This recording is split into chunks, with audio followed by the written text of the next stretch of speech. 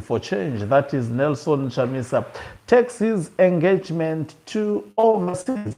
He would be specifically in the United Kingdom, engaging people of Zimbabwe, having a dialogue most probably about what is happening at the moment, as well as mapping the way forward.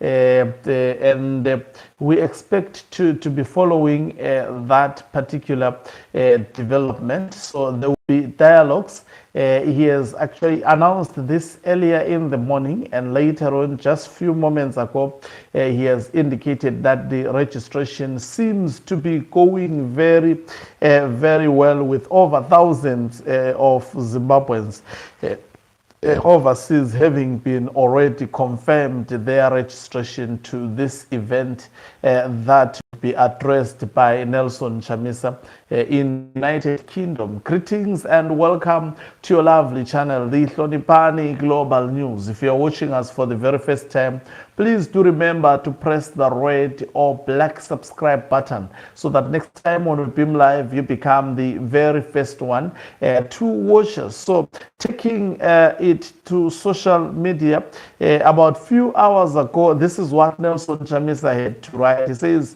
fellow Zimbabwean citizens in the United Kingdom, over the next few days, I will be undertaking a diaspora citizens consultation, engagement, and listening tour across the United Kingdom.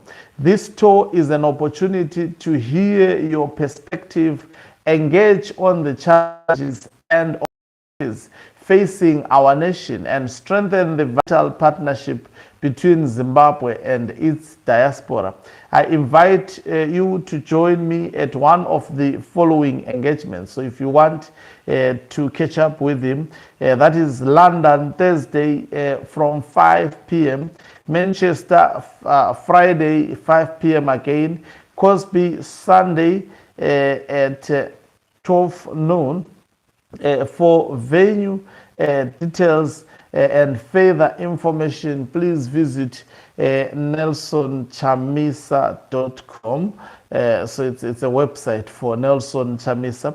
And just so someone responding to this says, charity begins at home, Mr. President. Your voters and those who voted for you and made you popular before are in Zimbabwe. This round table, what should have been started on the ground in Zimbabwe. Charity is still in his mother's womb. He says, Zimbabwe, tagazaza, that's Nelson Chamisa responding. Chief says, don't waste people's time. Enjoy whilst it lasts. Time of reckoning is coming, sir. Nelson Chamisa says, wish a quick recovery, bless you. Someone prays, says, forward commander president, he says, Nelson Chamisa, we mean business. So just about few moments ago, he also posted this time around showing about 1,054 people having been registered. And he wrote the following, saying, fellow citizens, I am truly overwhelmed by your incredible support, and I can't wait to see you all to help us manage attendance and ensure everyone is accommodated. We are now assigning registration numbers to the roundtable event. If you registered but have not received a registration number, we kindly ask that you please register again to ensure your registration is confirmed. Thank you for your cooperation, and we look forward to see you soon. So that is Nelson Chamisa posting about few minutes ago, and someone saying, "Waregister kuno wona prezo," and then someone says, "From hope to disappointment, history will judge your choices. Wasted potential. I can't believe I once supported you blindly." Goodwin says, "Mangamuri pinguba yese yafura." Edward Makakula says, manje njengoba kungasela opposition wena suyini baba si. Someone says, okay, we love you, say salute, say. Someone says, president of the people. says, all the best, Mr. President. You know, before I actually analyze this, I wanted to read some comments from the people. Now, the question that comes into is this the moment of consultation, taking into consideration that the bill that everyone wanted to avoid has been passed, and there is high probability that elections would not just be moved to 2030, they may potentially be moved to 2037, and we may never see elections in Zimbabwe. And at this moment where we are supposed to see more of action, Nelson Chamisa is still consulting.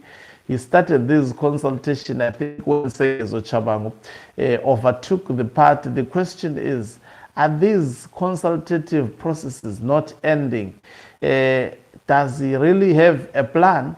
Now there is a faceless, there will be faceless protest on the 31st of July. Shouldn't this be an opportunity for Nelson Chamisa to actually partner with the Zimbabweans who are organizing these protests? I think more than anything, Zimbabweans at the moment, they are looking for someone who, I mean, we know what has to be done, all of us in our hearts. It is engraved in our hearts. People have been talking for 46 years. Zimbabwean people have never seen comfort. It has been problems, one political problem after another. Is dialogue then going to solve these problems? Is this not the period for action, particularly for leaders to lead in terms of action rather than dialogue? What nature of dialogue will they talk about now that ZANU-PF has decided to postpone elections? We know what should be done. I think all of us, in my view, I think Chamisa is wasting more time on consultation. Now, what should be happening? He should be seen more on the ground, doing the groundwork. Now, we need action on the ground. There is absolutely zero action at the moment on the ground. That is what the people of Zimbabwe want. They want a politics of action, a politics of stopping Emmerson Dambudzo Mnangagwa. We have shown no respect for the constitution of Zimbabwe. That's why I continue to actually say the 31st of July protest, not knowing who exactly is organizing them. I think people of Zimbabwe should organize themselves. People have been talking for a very long period of time. What more to talk about? I'm just worried about this. Is this not wasting resources? Why these resources were not channeled towards actually mobilizing people on the 31st of July and beyond to try and get Emmerson Dambudzo Mnangagwa as people of Zimbabwe, of which I know we can. Waiting for election and this consultation arms the regime at the moment. It makes the people of Zimbabwe useless. It makes the people of Zimbabwe toothless.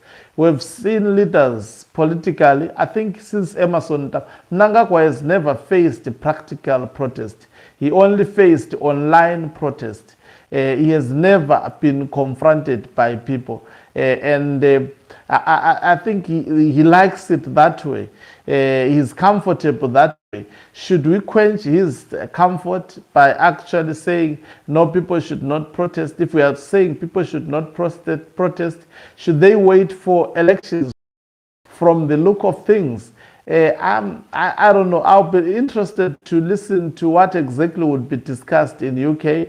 But frankly speaking, I don't think this is the time for discussion. This is the time for action. Anyone who brings action in the table at the moment, Zimbabweans will respect that politician. It's politics of action that is on ground more than anything else. Consultation, people have been consulting. People will talking whilst people are supposed to act. You know, it's just like in the bakery, you are still strategizing whilst the enemy is fighting bullets. You should also fire with fire, not to be strategizing. When someone, ZANU-PF of Mnangagwa, is firing bullets to the people, what are we busy doing? We are busy actually still strategizing, you know. I don't know what's your comment on this matter. Really, I think politicians are failing us big time.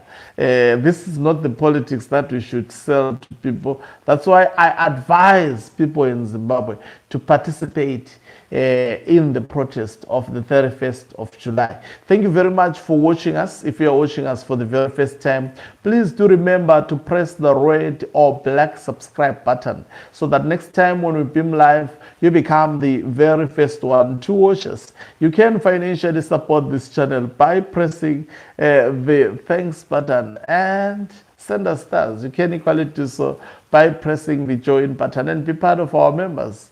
I don't know whether that is part of Chwabadi. We will see where it actually goes. Thank you very much.